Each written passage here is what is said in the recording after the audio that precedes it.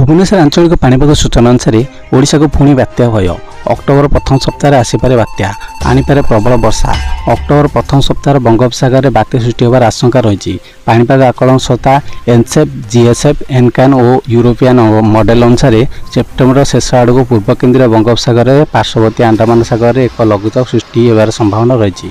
तेरे भिडियोटी संपूर्ण अपडेट जाना तेज ता पूर्व भिडियोटी लाइक, चैनल टी सब्सक्राइब कर पाखे बेल आइकन पर क्लिक कर दिंतु। तेरे 28 सेप्टेम्बर आड़ को अवपात रूप नेवा सह उत्तर आंध्र प्रदेश और ओडिशा मुहां होबार संभावना रही।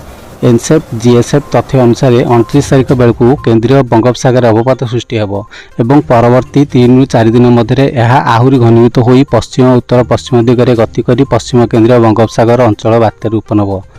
एथिसह बात्याटी ओडिशा मुहां होबार संभावना रही। किंतु आईएमडी सूचना मुताबक पूर्व केन्द्रीय बंगोपसागर एक लघुचाप सृष्टि होबार संभावना रही। यह अधिक घनीभूत हो एक अवपात किंबा बात्यार परिणत होबार अल्प संभावना रही कहुई। ओडिशा पई अक्टोबर को बात्या ऋतु भाव गणा जाउची। 1999 महाबात्या आरंभ कर 2013 फाइलिंग, सीतारंगा आदि बात्या अक्टोबर मास ही होईची। तेणु अक्टोबर में आउ एक बात्या आसीपारे बोली कहुई।